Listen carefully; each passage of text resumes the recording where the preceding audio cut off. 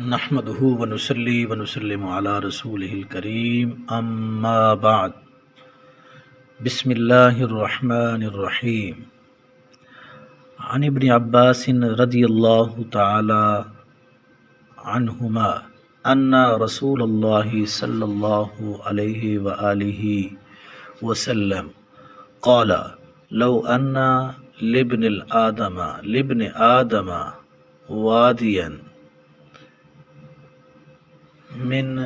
ذهب احب ان يكون له واديان ولن يملا فاه الا التراب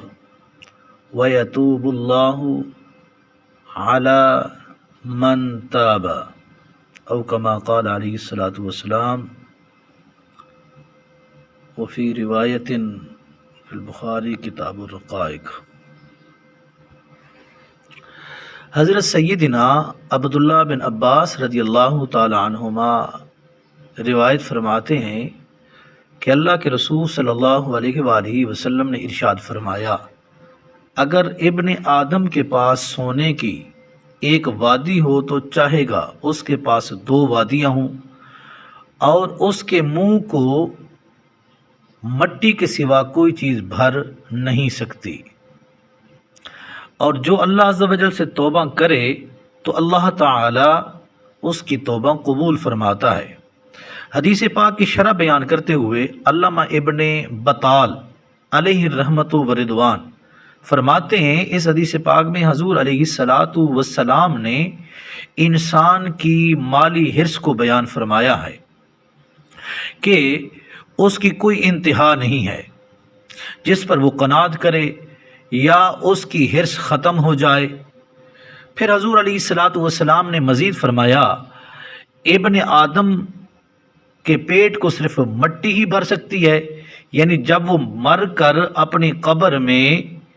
جائے گا تو قبر کی مٹی ہی اس کے پیٹ کو بھرے گی۔